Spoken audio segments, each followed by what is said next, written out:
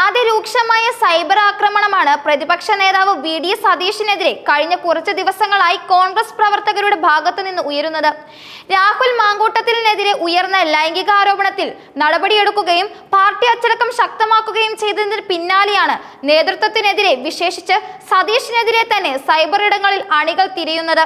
അടുത്ത നിയമസഭാ തിരഞ്ഞെടുപ്പിൽ കേരളത്തിൽ അധികാരത്തിൽ വരുമെന്ന് പ്രവർത്തകർക്കിടയിൽ ഉണ്ടായിരുന്ന ശക്തമായ പ്രതീക്ഷകളെ പൂർണ്ണമായും തല്ലിക്കെടുത്തിയത് സ്വന്തം പാർട്ടിക്കാരനെ ഒതുക്കാൻ വേണ്ടി ലൈംഗിക ആരോപണമായും മകളെ പോലുള്ളവരെ രംഗത്തിറക്കിയ പ്രതിപക്ഷ നേതാവാണെന്ന് സൈബർ ഇടങ്ങളിലെ കോൺഗ്രസ് പ്രവർത്തകരുടെ പ്രധാന ആക്ഷേപം ഇതാണ്.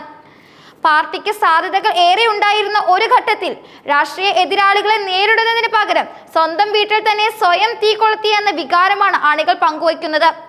രാഹുൽ മാങ്കൂട്ടത്തിനെതിരെ ആദ്യ വെടിപൊട്ടിച്ച Rini Ann George V D. Satheesan തനിക്ക് അച്ഛനെ പോലെയാണെന്ന് തുറന്നു പറഞ്ഞിരുന്നു. ഈ അടുപ്പം ചൂണ്ടിക്കാട്ടി രാഹുലിനെ ഒതുക്കാനായി സതീശൻ തന്നെ റിനിയെ രംഗത്തിറക്കിയതാണെന്നാണ് വിമർശകരുടെ പക്ഷം.